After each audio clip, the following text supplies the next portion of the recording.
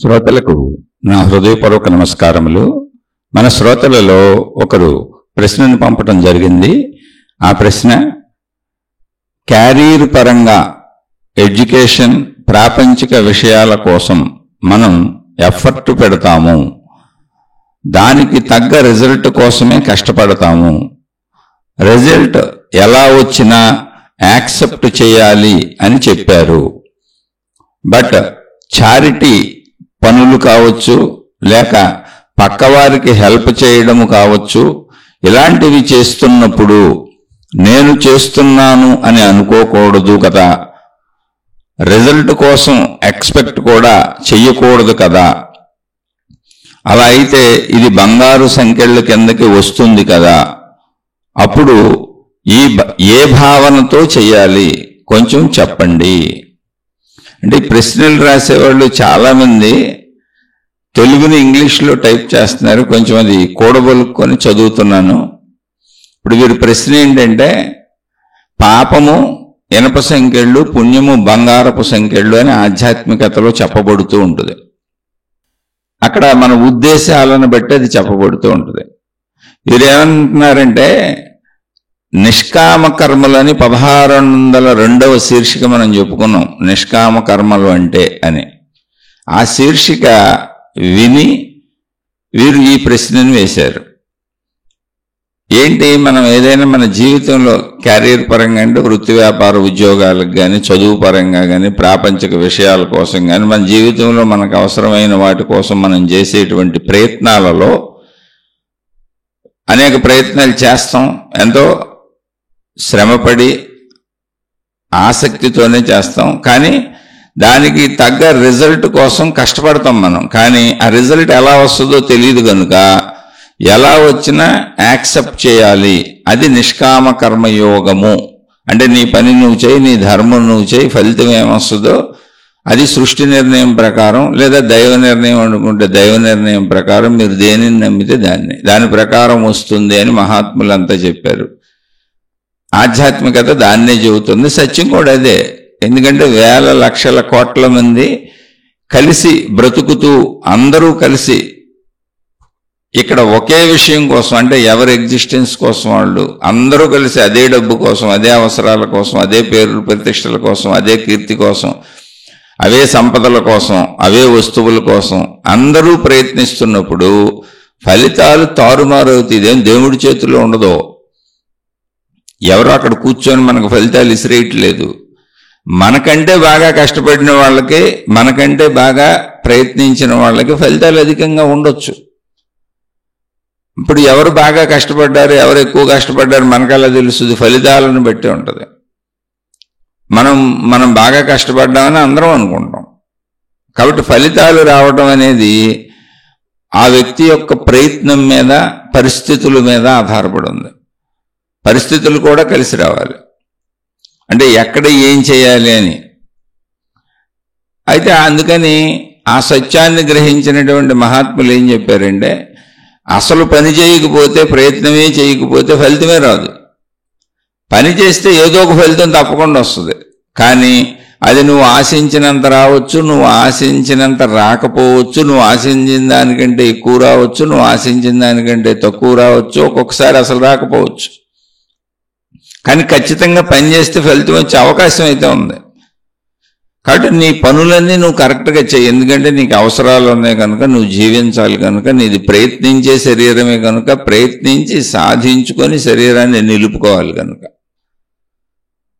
ఈ ఉన్న సత్యాన్ని చెప్పారు. ఇదేది ఏ దేవుడి చేతిలోనూ దాచుకున్న విషయం కాదు, లేదా సృష్టి తన చేతిలో పెట్టుకొని ఎవరి మీద విసురుతున్న విషయం కాదు. ఒక వాస్తవిక సత్యం. దీని సత్యాన్ని సత్యంగా అర్థం చేసుకోండి. ఒకే విషయం కోసం, అంటే డబ్బు ఉందనుకోండి, ప్రపంచంలో మనుషులందరూ డబ్బు కోసం ప్రయత్నిస్తున్నారు. ఆ డబ్బుతో వచ్చే సుఖాల కోసం ప్రయత్నిస్తున్నారు, ఆ డబ్బుతో వచ్చే వస్తువుల కోసం ప్రయత్నిస్తున్నారు. ఒక మనిషి ఏమేం కోరుకుంటాడో మొత్తం మనుషులందరూ అవే కోరుకుంటున్నారు, అవే ప్రయత్నాలు చేస్తున్నారు.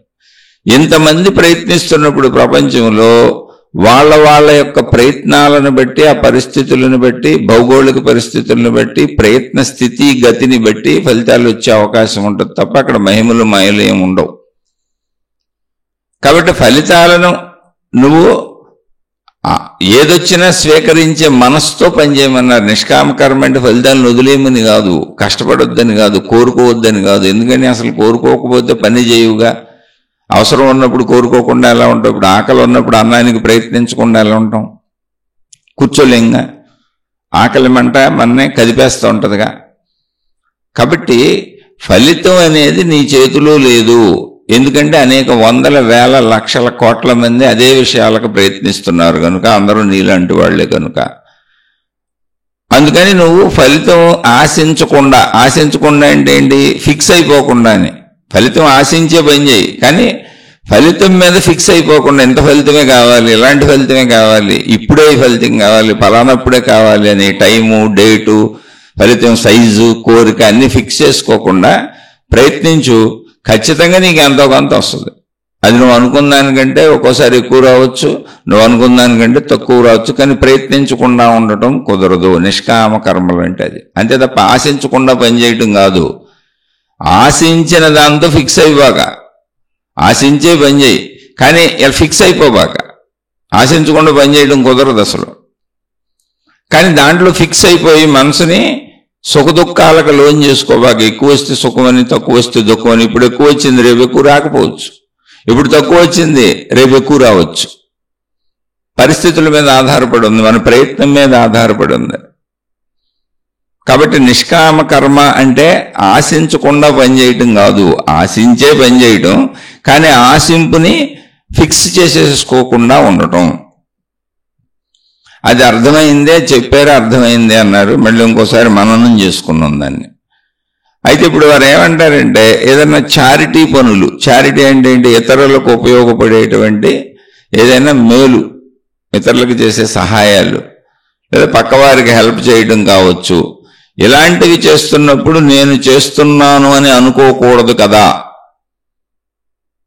రిజల్ట్ కోసం ఎక్స్పెక్ట్ కూడా చేయొద్దు కదా. అలా అయితే ఇది బంగారు సంఖ్యల కిందకి వస్తుంది కదా. అప్పుడు ఏ భావంతో చేయాలి కొంచెం చెప్పండి అన్నారు. అన్ని మీరు చెప్పారు, మీకు తెలుసు అక్కడ. కాకపోతే అడిగారు కాబట్టి వివరంగా మాట్లాడుకుందాం. కొంచెం ఇంకోసారి మాట్లాడుకోవడంలో తప్పు లేదు, ఎందుకంటే జీవితం రోజు ఇలాగే ఉంటుంది. మనం ఎన్నిసార్లు ఇది విన్నా, ఎన్నిసార్లు మాట్లాడుకున్నా, నిత్య జీవితం వింటే ఉదయం లేచామంటే ఏదో ఒక ఆశింపు పనిచేస్తూనే ఉంటాం. ఎందుకని అవసరం ఉంది అక్కడ. అసలు ఒక మనిషితో మాట్లాడుతున్నామంటే కూడా మాట అవసరమే. లేచిన కాడి నుంచి మళ్ళీ గాఢ నిద్రలోకి వెళ్ళే వరకు అన్ని అవసరాలేనండి. ఆ అవసరాలు తీర్చుకోవడానికి మనం చేసే పనులన్నీ ఆశింపు పనులే. అవసరం తీరాలి అనే కోరిక ఉంది, ఆశ ఉంది అందులో. ఆశింపు లేకుండా పనిచేయటం కుదరదు. కానీ ఆశింపు ఆశించినంత జరుగుద్దా జరగదా తెలీదు. కాబట్టి ఆశింపుకు ఫిక్స్ అయిపోకుండా ఉండడం నిష్కామ కర్మ. అది అంటే నేను కోరుకున్నాను, కానీ అది ఎలా జరిగినా నేనేం దుఃఖపడను, అలా అని బాగా జరిగినా నేనేం పొంగిపోను, ఎందుకంటే రేపు బాగా జరగకపోవచ్చు. ఆ రెండింటిని తీసుకొని నేను హాయిగా ఉన్నదాంతో, అంటే తక్కువ వస్తే దాంతో సర్దుకుంటాను, ఎక్కువ వస్తే చక్కగా ఆనందంగా బతుకుతాను, దాచుకుంటాను, రేపు తక్కువ వచ్చే రోజుకు ఉంచుకుంటాను. జీవితం ఇలాగే ఉంటుందని నాకు తెలుసు. కాబట్టి ఇక్కడ ప్రయత్నం ఉంది, తృప్తి ఉంది. నిష్కామ కర్మ అంటే ఏంటంటే నేను ఆశించే చేశాను, కానీ ఆశింపు మీద నేను ఫిక్స్ అయిపోలేదు, దానికి అతుక్కుపోలేదు. ఎంతే వస్తుందని నేను బుర్రబద్దలు కొట్టుకోవట్లేదు, ఇంత రాలేదని బుర్రబద్దలు కొట్టుకోవట్లేదు. ఓహో, ఈ పరిస్థితుల్లో ఇప్పుడున్న కాలంలో నేను చేసిన ప్రయత్నంలో నాకు ఎంత వచ్చింది, ఓకే, దాంతో సర్దుకుంటాను. ఒకవేళ వచ్చింది నాకు ఎక్కువైతే రాని రోజుల కోసం దాచుకుంటాను, ఎందుకంటే రాకపోయే రోజులు కూడా వస్తాయి, పరిస్థితులు మారిపోతాయి, ఎప్పుడూ ఒకలా ఉండదు. ఒకవేళ వచ్చింది తక్కువ అయితే ఉన్నదంతా సర్దుకుంటాను. అసలంటూ ఏదో ఒకటి వచ్చిందిగా, సర్దుకోవడం నేర్చుకుంటాను. ఇది నిష్కామ కర్మ అంటే. అంతే తప్ప ఆశించకుండా ప్రపంచంలో ఎవరు అసలు ఏ పని చేయరు. ఇది సహజ జీవితం, అందరూ న్యాచురల్గా జీవించే జీవితం. ఇక్కడ వీళ్ళు ఇప్పుడు చారిటీ పనులు ఏంటంటే అనాథాశ్రమాలు, వృద్ధాశ్రమాలు, పేదలు, అడుక్కునేవాళ్ళు, భిక్షగాళ్ళు, రోగగ్రస్తులు, దీనులు, హీనులు, ఇటువంటి వాళ్ళకి చందాలు ఇస్తూ ఉంటారు, సహాయాలు చేస్తూ ఉంటారు, డబ్బులు ఇస్తూ ఉంటారు, భోజనాలు పెడతా ఉంటారు, అనేకం చేస్తూ ఉంటారు. అవి కాక మన పక్కవారికి, మన ఇంట్లో వాళ్ళకి కావచ్చు, మన బంధుమిత్రులకు కావచ్చు, ఎవరికైనా మనం హెల్ప్ చేస్తాం, సహాయం చేస్తూ ఉంటాం. అంటే మన పరిస్థితులను బట్టి. ఇప్పుడు ఇలా సహాయం చేయటం మంచి పని అన్నారు. ఓకే, మంచి పనే. కానీ ఇలా మంచి పని చేసేటప్పుడు తిరిగి నాకు పుణ్యము వస్తుంది. సహజంగా ఏమంటారంటే, మహాత్ములు చెప్పింది ఏంటంటే ఒక నిర్వచనం చెప్పారు. ఏంటా నిర్వచనం అంటే, మొత్తం అసలు ఏంటండి ఆధ్యాత్మికత ఏంటి, మంచితనం ఏంటి, ఇన్ని గ్రంథాలు ఏంటి, ఇన్ని జ్ఞాన గ్రంథాలు ఏంటి, బోధలు ఏంటి, అసలు ఇదంతా ఏంటి అన్నప్పుడు దాన్ని సింపుల్గా చెప్పారు. ఏమని మహాత్ములు అంటే, పరోపకారాయ పుణ్యాయ పాపాయ పరపీడనం అని. పరోపకారాయ ఇతరులకు మేలు చేయటం పుణ్యము. అంటే ఈ పదాలు మనం పెట్టుకున్నవే, పుణ్యము, మేలు, పాపము, ఇవన్నీ పదాలు మనం తయారు చేసుకున్నాం మనకు అర్థం అవటానికి. పరోపకారాయ పుణ్యాయ ఇతరులకు మేలు చేయటం పుణ్యము, పాపాయ పరపీడనం ఇతరులకు హాని చేయటం పాపము. ఓకే, పాపము యొక్క ఫలమేమి అంటే, పాపము వలన వచ్చేది ఏంటి అంటే నష్టము, కష్టము, బాధ, దుఃఖము, అసంతృప్తి. అది జీవితంలో అశాంతి. ఇవి మనం భరించాల్సి వస్తుంది. ఎందుకని అంటే మళ్ళీ ఇది కూడా పాప ఫలాన్ని ఏ దేవుడో మన మీద వేయటం లేదు. అది కూడా అర్థం చేసుకోవాలి. చాలా చక్కగా విషయాన్ని అర్థం చేసుకోండి.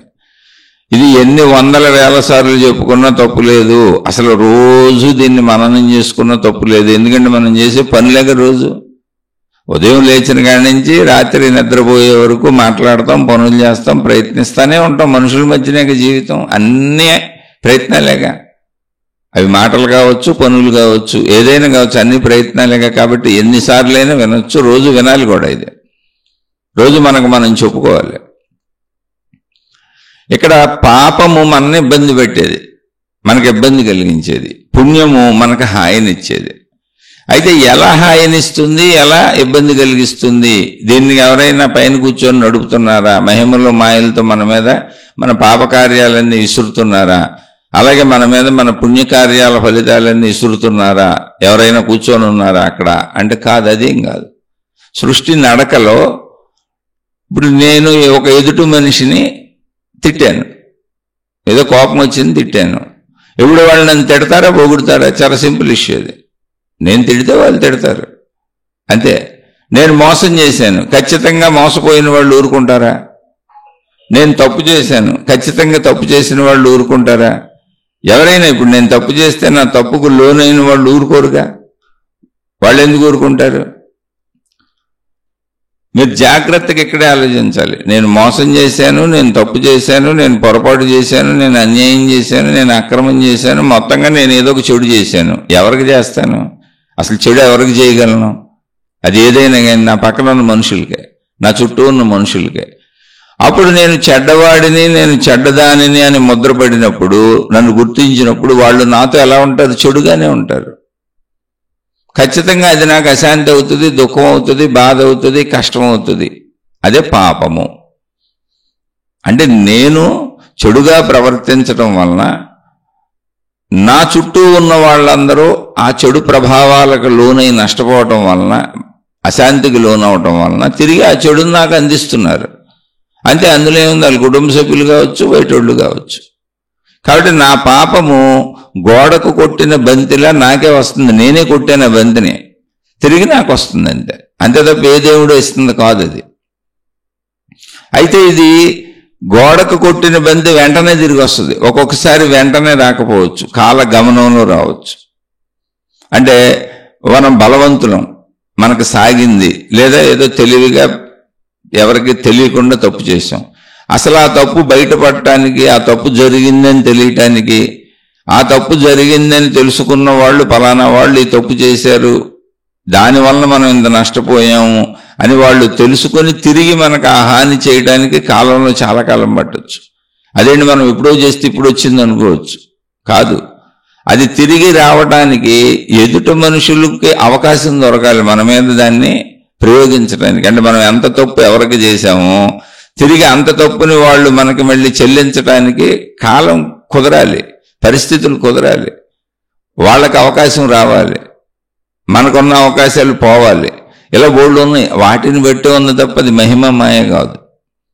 కానీ ఖచ్చితంగా అయితే జీవితకాలంలో వస్తుంది, అందులో డౌటే లేదు. అది పాపము. అందుకని వెంటనే వచ్చిందా, తర్వాత వచ్చిందా, కాలగమనంలో వచ్చిందా, ఎప్పుడో చేస్తే ఎప్పుడుకో వచ్చిందా అంటే రావచ్చు, జరగచ్చు. పరిస్థితులన్నీ సహకరిస్తేనే, సమకూరితేనే ఎదుటి వ్యక్తి కూడా మనకి తిరిగి ఆ పాప ఫలాన్ని ఇవ్వగలుగుతాడు. వెంటనే ఇవ్వలేడు. కొన్ని వెంటనే ఇచ్చే ఉంటాయి. అందుకని కర్మ సిద్ధాంతాన్ని అర్థం చేసుకోండి. ఇదేదో మహిమలతో మాయలతో కూడింది కాదు, కేవలం జ్ఞానయుతమైంది.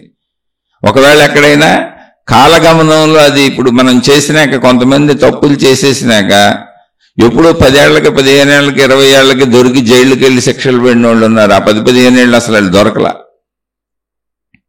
మొన్న ఎక్కడ న్యూస్లో చూశాను, ఎప్పుడో 15-20 ఏళ్ల క్రితం, 25 ఏళ్ల క్రితం తప్పులు చేసి వెళ్ళిపోయినటువంటి వాళ్ళని, దొరకని వాళ్ళని ఆర్టిఫిషియల్ ఇంటెలిజెన్స్ వచ్చినాక ఏ సహాయంతో వాళ్ళు ఇప్పుడు ఎలా ఉంటారు, వాళ్ళు ఎలా ఉండుంటారు అని అది డిజైన్ చేసుకొని ఇప్పుడు పట్టుకొని వాళ్ళకి శిక్షలు వేశారండి.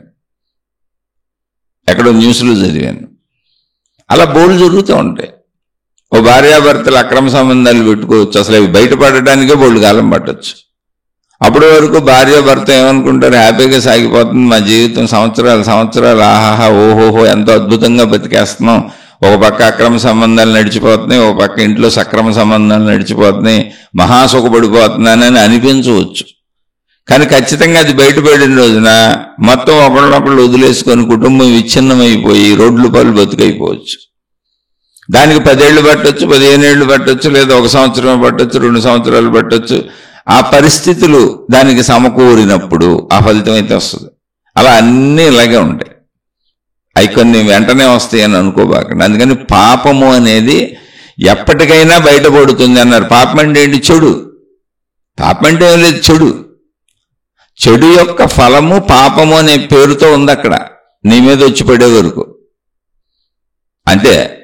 ఆ చెడు ఎప్పుడు పడుతుంది అంటే, అది ఎప్పుడు బయటపడుతుందో మనకేం తెలుసు. ఇప్పుడు ఈ అక్రమ సంబంధం ఎప్పుడు బయటపడుతుందో, లేదా వాళ్ళు తాగటం మొదలుపెట్టాడు, తాగుడే వాళ్ళు మొదలుపెట్టాడు, 20 సంవత్సరాల తర్వాత లివర్ చెడిపోయి, లివర్ మొత్తం పాడైపోయి 20 సంవత్సరాల తర్వాత అనారోగ్యం అవ్వచ్చు. అది ప్రాణాంతకమైన అనారోగ్యం అవ్వచ్చు.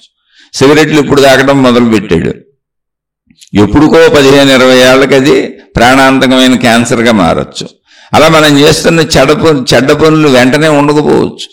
అసలు ఏమీ లేదు, మనకి రుచికి అవసరానికి మించిన తిండి తిని, తినకూడని తిండి తిని, పడకూడని పాటలన్నీ పొట్టకు పెట్టి, మరి నాకు ఇప్పుడు ఏం లేదు, హాయిగా ఉన్నాను, సుఖంగా తింటున్నాను, అయి తిన్నాను, ఈ డ్రింకులు తాగాను, అయి తిన్నాను, ఈ తిన్నాను, నా ఇష్టం వచ్చినట్టు బతికేశాను, ఏంటి చెడు పనులు కూడా కాదు, కేవలం తిండి అనుకుంటే అది ఎప్పటికో అజీర్తి, అనారోగ్యం, ఎసిడిటీ, గ్యాస్ ట్రబుల్, రకరకాల జీర్ణ సమస్యలు రావచ్చు. అవన్నీ కాలగమనంలో వస్తాయి. 15 ఏళ్ళు పట్టవచ్చు, 20 ఏళ్ళు పట్టవచ్చు, 10 ఏళ్ళు పట్టవచ్చు, తెలీదు మనకి. ఇవన్నీ కర్మలే. అందుకే మహాత్ములు దానికి మళ్ళీ చెప్పారు, పూర్వకృత పాపం వ్యాధి రూపేణ బాధితే అని. వ్యాధి అంటే శరీరానికి వచ్చేది ఒకటే కాదు, మనసుకు వచ్చేది కూడా. నీకు అశాంతి వ్యాధే, నీకు చికాకు వ్యాధే. అలా నీకు మనసుకి, శరీరానికి, నీ జీవితంలో కలిగేటువంటి సమస్త బాధలు వ్యాధులే. పూర్వకృత పాపం, ఇంతకు ముందెప్పుడో చేసినటువంటి చెడు పనిల ఫలితం. పాపము అంటే ఏంటి? చెడు. చెడు చేసేసాం, కానీ ఆ ఫలితం అలా ఉంది, అక్కడ పాప రూపంలో ఉంది. అంటే చెడు పనిల యొక్క కర్మఫలం పేరు పాపము అని పెట్టారు. అంతే, అది అలా ఉంది, ఇంకా బయటపడలా, ఇంకా మన దాకా రాలా. మన ఇష్టం వచ్చినట్టు తినేస్తున్నాం, ఇష్టం వచ్చినట్టు తిరిగేస్తున్నాం, ఇష్టం వచ్చినట్టు జీవించేస్తున్నాం. ఇంకా దాని ప్రభావం మన ఆరోగ్యం మీద పడలా, మనకు అనారోగ్యాలు ఇంకా మొదలవ్వాల, టైం పట్టుద్ది. అలా ఏదైనా అంతే. పూర్వకృత పాపం వ్యాధి రూపేణ బాధితే. వ్యాధులు అంటే శారీరక అనారోగ్యాలు, మానసిక అనారోగ్యాలు. మానసిక బాధలంటే ఏంటి? సామాజిక సమస్యలన్నీ, మనుషులతో వచ్చే సమస్యలన్నీ, కుటుంబక సమస్యలన్నీ మానసిక బాధలే అవుతాయిగా. మానసిక బాధలన్నీ వ్యాధులే. అలా అందుకని పరోపకారాయ పుణ్యాయ పాపాయ పరపీడనం అన్నప్పుడు, పరపీడనం అంటే పరులెవరో మనుషులతో కలిసి జీవిస్తున్నాం కాబట్టి మనుషుల్ని బాధ పెట్టడం, అంతే. మనం ఉండేది మనుషుల మధ్యనేగా. అందుకని చెడు ఎప్పుడు కూడా ఇబ్బంది, అది నీకు మళ్ళీ అలాగే తిరిగి వస్తుంది. తిరిగి రావడానికి పట్టే టైం అనేది పరిస్థితుల మీద ఆధారపడి ఉంది. ఒక్కోసారి వెంటనే జరుగుతుంది. ఇప్పుడు ఎవరినో తిట్టాం, వెంటనే తిట్టేస్తారు. ఎవరినో కొట్టాం, వెంటనే కొట్టేస్తారు. లేదు మనం బలవంతులమై ఉండి ఇప్పుడు కొట్టాం, వాళ్ళు కొట్టలేని స్థితిలో ఉన్నారు, కానీ ఎలా కొట్టాలా ఎలా దెబ్బ కొట్టాలా అని ఎదురు చూస్తూ ఏదో ఒక రూపంలో కొడతారు. అదైతే జరుగుతుంది. ఎక్కడో చోట ఈ అహంకారానికి దెబ్బ తగులుతుంది. అలా అది చెడు, పాపం. దాన్ని తెలుసుకుంటే అసలు రోజువారీ జీవితంలో మనం చక్కగా జీవిస్తాం. ఇప్పుడు ఇతరులకు చేసి సహాయాలు చేసేటప్పుడు మళ్ళీ ఇప్పుడు పరోపకారాయ పుణ్యాయ అన్నారుగా, అదే ఇక్కడ అడుగుతున్నారు. నేను చేస్తున్నాను అని చేస్తే భావం అది బంగారపు సంగిళ్ళు అంటున్నారు కదా. ఇనప సంగిళ్ళైనా బంగారపు సంగిళ్ళైనా బంధమే కదా. అప్పుడు ఎలా చేయాలి చెప్పండి అంటున్నారు. ఎలా చేయటం కాదు, ఇప్పుడు ఎవరికైనా సహాయం చేస్తున్నాం అనుకోండి, లేనోళ్ళకి మేలు చేసాం అంటే చాలామంది సమస్యలకి ఇక్కడ మనం కొన్ని గ్రహించాలి, చెప్పుకోవాల్సినవి ఉన్నాయి. భక్తి మార్గాల్లో దైవ మార్గాల్లో కొన్ని రెమెడీస్ చెబుతూ ఉంటారు, గ్రహశాంతులని అవని ఇవని. చాలామంది సమస్యలకి, కష్టాలకి, బాధలకి, కన్నీళ్ళకి, ఇబ్బందులకి అనేక మంది దగ్గరికి వెళ్ళినప్పుడు వాళ్ళు గురువులో, మహాత్ములో, జ్యోతిష్యులో లేకపోతే ఏదో ఒకటి సంథింగ్ వాళ్ళు పరిహారాలని చెబుతూ ఉంటారు. అంటే ఇదిగో లేనోళ్ళకి ఏదో కందిపప్పు ఇవ్వండి, మినపప్పు ఇవ్వండి, ఇంత డబ్బులు దానం చేయండి, లేకపోతే ఇదిగో ఈ పూజలు చేయండి, శాంతులు చేయండి, ఈ విధానాలు పాటించండి అని ఏదో ఒకటి విధానాలు పరిహారాలుగా చెబుతూ ఉంటారు. మీరు ఆ పరిహారాలు గమనించినట్టయితే దాన ధర్మాలు కలిసి ఉంటాయి అందులో. మీరు అవి చేయటం ద్వారా ఎవరో ఒకళ్ళకి మీ నుంచి ఉపకారం జరుగుతూ ఉంటుంది, డబ్బు రూపంలోనో వస్తువు రూపంలోనో. మీరు ఆ పనులు, పరిహారపు పనులు చేయటం ద్వారా ఇతరులు లాభం పొందుతూ ఉంటారు, ఇతరులకి మీ నుంచి వెళుతూ ఉంటుంది. అంటే ఇతరులకి నా నుంచి వెళ్ళింది ఇప్పుడు నేను ఎందుకు ఇచ్చాను వాళ్ళకి? జాగ్రత్తగానండి, ఇక్కడ దాన ధర్మాలే జరిగినాయి, కానీ నేను ఎందుకు ఇచ్చాను? ఆశించి పనిచేశాను, నాకు పరిహారం కోసం పనిచేశాను, నా కష్టం పోవాలని, నా బాధ పోవాలని, నా కన్నీళ్లు పోవాలని. అలా పనిచేసినప్పుడు అది బంగారపు సంఖ్యలు. ఎందుకనంటే నాకు పోవాలని కదా పనిచేశాను. ఇప్పుడు నేను దాన ధర్మాలు చేశాను, పరిహారాలన్నీ దాన ధర్మాలే. మీకు అవసరం లేనటువంటి క్రియది, మీకు అవసరం లేదు, కానీ మీకున్న కష్టాలు పోవడానికి వాళ్ళు రెమెడీస్ చెప్పారు. ఆ రెమెడీస్ అన్ని ఏంటి? మీరు అవి చేయటం వలన అవి ఏదైనా కావచ్చు, ఎటువంటిదైనా కావచ్చు, మీ డబ్బు కొంత ఖర్చు అవుద్ది, మీ శారీరక శ్రమ కొంత ఖర్చు అవుద్ది, మీ వలన ఇతరులకు లాభం వస్తుంది ఎవరో ఒకళ్ళకి. అప్పుడు మీరు ఏమనుకుంటున్నారు? పరిహారాలు చేస్తూ ఎందుకు చేస్తున్నారు అసలు ఆ పరిహారాలు? నా కష్టాలు పోవాలి, నా బాధలు పోవాలి, నా కన్నీళ్లు పోవాలని.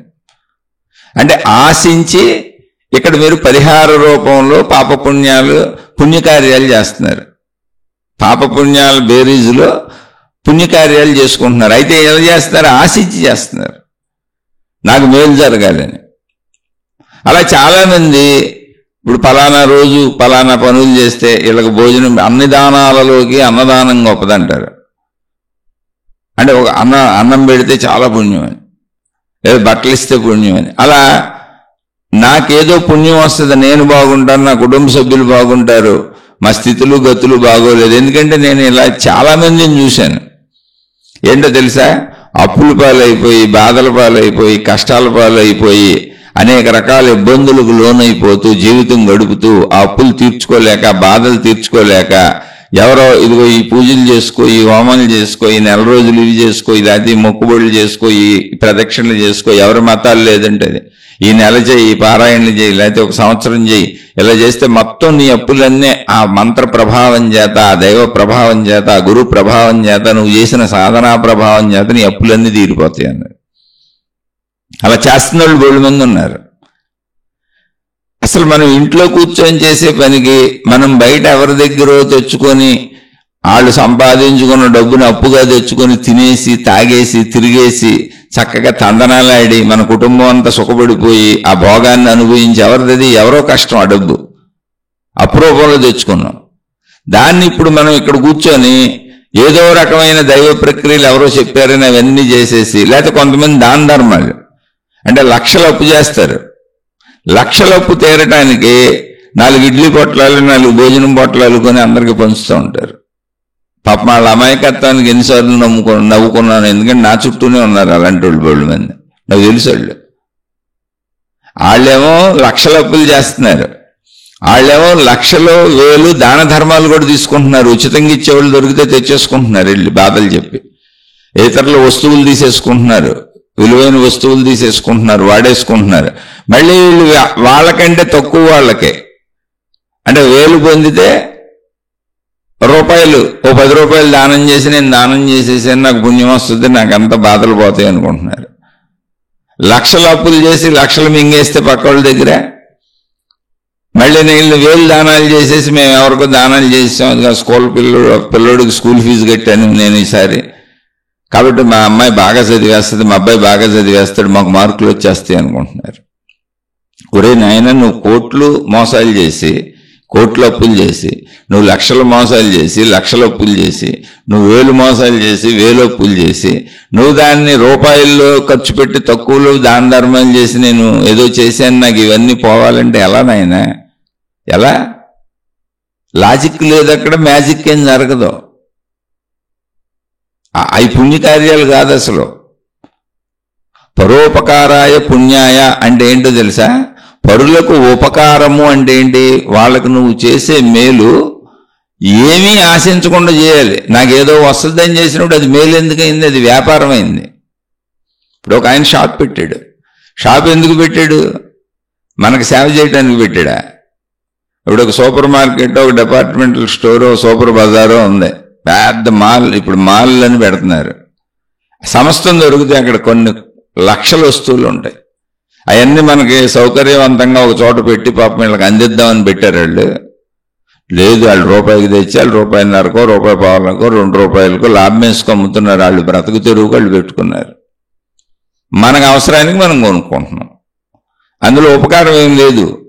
అలాగే నువ్వు నాకు లాభం జరుగుద్దనో, నాకు పుణ్యం వస్తుందనో, నా అప్పులు తీరిపోతాయనో, నా బాధలు తీరిపోతాయనో, నా కష్టాలు తీరిపోతాయనో, నా కుటుంబం బాగుంటుందనో, మా సంసారం బాగుంటుందనో, మా జీవితం బాగుంటుందనో, నేను చేసిన తప్పులన్నింటికి పరిహారం అయిపోద్దనో ఏది ఆశించి చేసినా అది పుణ్యం ఎందుకు అవుద్ది? వ్యాపారం అయింది. పుణ్యమే అవదశలో. పరోపకారాయ పుణ్యాయ అంటే అక్కడ అసలు పుణ్యమే కాదు, నువ్వు పరోపకారం చేయట్లా. ఆ పరోపకారం చేస్తున్నట్టు కనపడుతూ ఆశిస్తున్నావు. ఆశించడం ఏంటంటే వ్యాపారం. ఆశించడం వ్యాపారమే. నేను వీళ్ళకి 10 రూపాయలు దానం ఇచ్చాను కాబట్టి నా 1,00,000 రూపాయలు అప్పు తీరిపోవాలి. వీళ్ళకి 4 ఇడ్లీ పొట్లాలు కొనిచ్చాను కాబట్టి నాకు, నా కుటుంబానికి జీవితాంతం లోటు లేకుండా నా అప్పులన్నీ తీరిపోయి తిండి బట్ట ఉండాలి. నేను వాళ్ళకి నా చిరిగిపోయిన పాత బట్టలు ఇచ్చాను కాబట్టి నాకు ఎప్పుడు కొత్త బట్టలు దొరకాలి. ఎట్టా ఇది ఉన్నారు పాపం, అలాంటి వాళ్ళని చూశాను నేను. వాళ్ళ అమాయకత్వానికి నవ్వుకోవడం తప్ప ఏం చేయగలం? అంటే వాళ్ళు బహుశా లేనితనం, బాధ అలా అనిపించవచ్చు, కానీ సత్యం కాదు. అది సత్యం కాదు. ఇది ఎలాంటిదంటే చిన్న ఎర్రనేసి చేపను పెట్టేద్దామని గేలాలేసి చేపలు పట్టడం లాంటిది. చిన్న ఎర్రని ఆశ చూపించి చేపను పెట్టేస్తారు. అలాంటిది అలా ఎలా కుదురుతుంది? సృష్టిలో కుదరదుగా.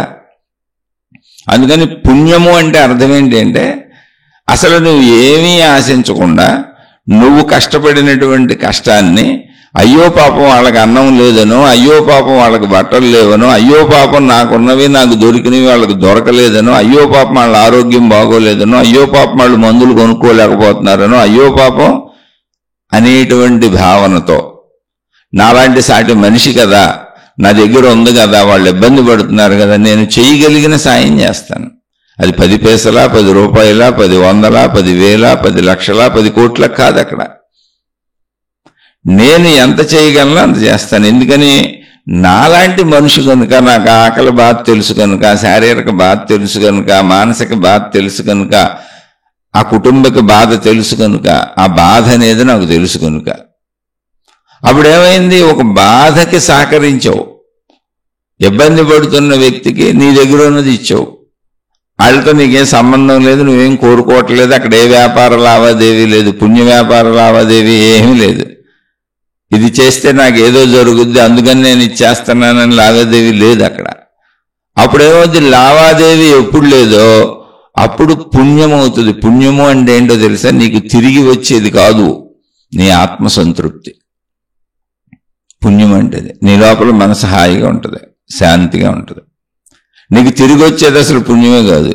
తిరిగి వచ్చేదే అయితే బంగారపు సంఖ్యలు అన్నారు. అది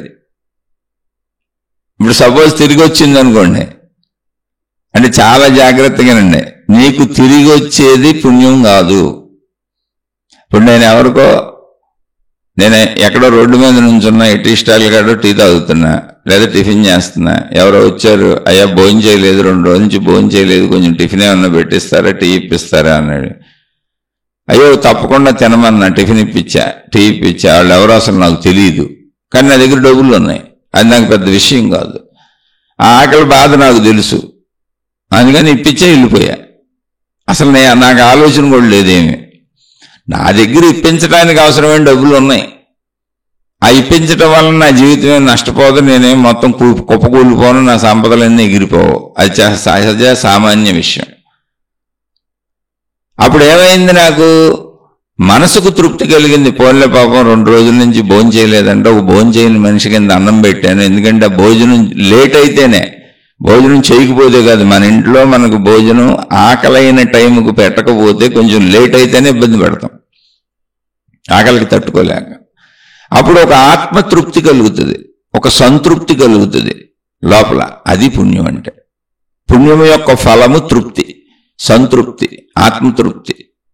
అది కాదు పుణ్యం యొక్క ఫలము 10 రూపాయలు పెట్టడం చేత, ఇప్పుడు ఆ ఇడ్లీ పొట్లం ఇప్పించడం చేత, వాళ్ళకి టీ ఇప్పించడం చేత, లేదా వాళ్ళకి భోజనం ప్యాకెట్ ఇవ్వటం చేత ఆ పుణ్యఫలము ఒకవేళ తిరిగి నాకు, అంటే ఇప్పుడు నేను 100 రూపాయలు ఖర్చు పెట్టా, తిరిగి నాకు 1000 రూపాయలు 1,00,000 రూపాయలు వచ్చినాయి అనుకోండి, అనుకుందాం ఊరికి. అప్పుడు ఏమైంది, ఈ 1000 రూపాయలని 1,00,000 రూపాయలని ఇప్పుడు నేను మళ్ళీ అనుభవిస్తాను. దీంతో భోగాలు అలవాటు చేసుకుంటాను, భోగాలకు అలవాటు పడతాను, సుఖ సంపదలు పెరుగుతాయి. జాగ్రత్తగానండి, ఆశించి చేస్తే సుఖభోగములు పెరుగుతాయి. ఇప్పుడు అంటే దీనికి ఉదాహరణ చెబుతున్నా.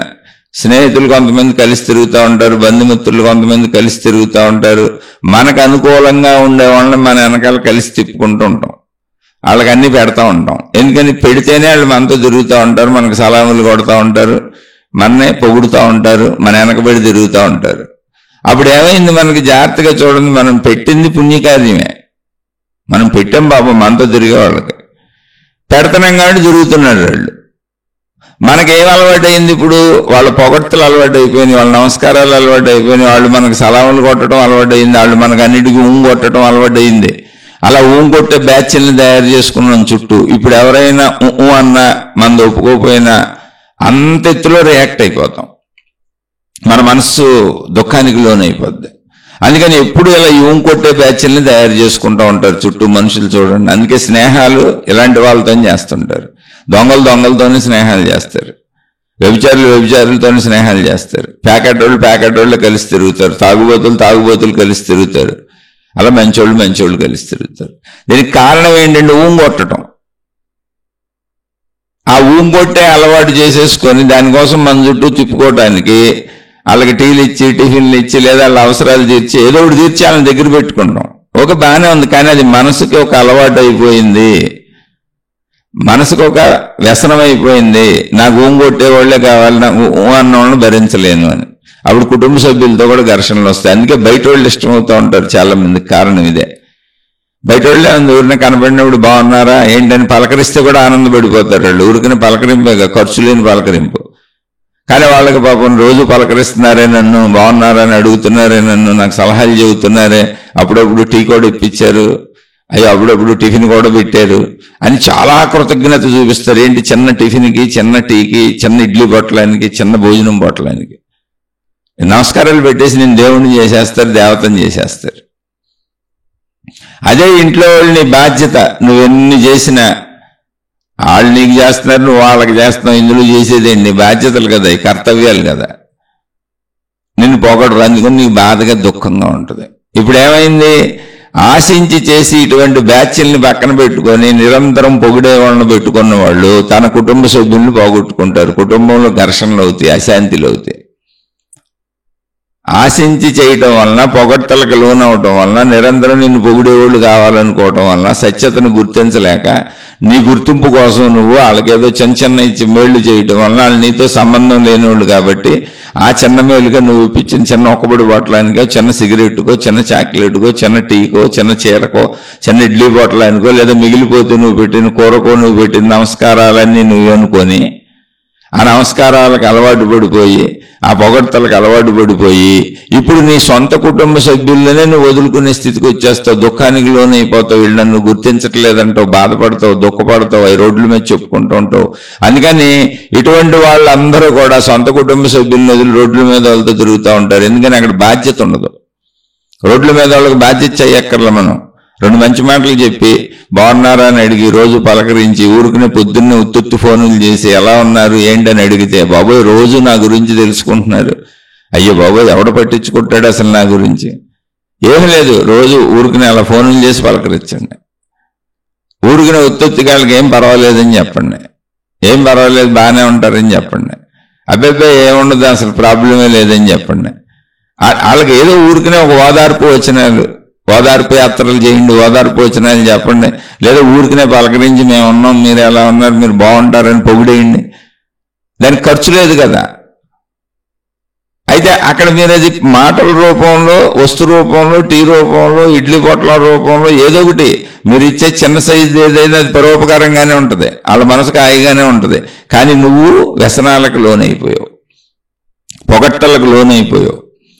బాధ్యత లేని చోట నువ్వు చేసిన ఏ చిన్న పని అయినా నిన్ను గొప్పగా తీసుకుంటారు. వాళ్ళు నీకు తిరిగి గొప్పగా చెల్లిస్తారు. దాన్ని ఒక నమస్కారం, ఒక పొగడుతో, ఒక దేవుడు, ఒక దేవతో, లేదా మంచోళ్ళనో ఒక గుర్తింపులు కూడా ఇచ్చేస్తారు నీకు.